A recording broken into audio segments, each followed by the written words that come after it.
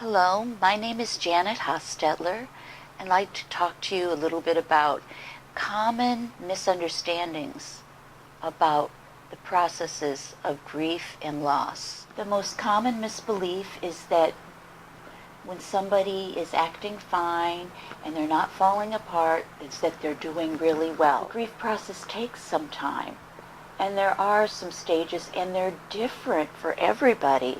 So another common misbelief is that everybody grieves in the same way. They don't. A big common misbelief in the case of, say, an obvious one like a death of somebody very close to you is that, within 6 months you should be over it. And that's so not true. An average amount of time to be really over something like that, it's a process, but it takes 2 years, maybe 5 years, depending upon who that person was and if there were any complications in how you felt about the person, unfinished business, what else is going on in your life, how many other stress you have, other family problems that sometimes happen when there are losses. There could be subtle losses. People think that the only thing that they grieve is about death. You can grieve the loss of who you were. You can grieve the loss of what you used to have. As people get older, they don't hear as well. Their health isn't as well.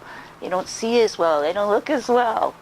They don't have the energy they have. Those are all things to grieve. Grieving having a job you really loved and don't have anymore, that's pretty common these days. That's grieving. Has same stages. Things that can help you through these grieving processes are being able to talk with someone about it. Talk about it. Don't expect yourself to don't think that you're crazy. A lot of people think they're crazy because they're not going to be acting like they normally act. They're more stressed. And the first symptom is going to be anxiety. And nobody seems to know that. So know that what you're feeling is normal and that it's good to talk to people about it. And especially a therapist or somebody that does understand the grief process, that won't say, oh, that's okay, they're in a better place, or, it'll get better.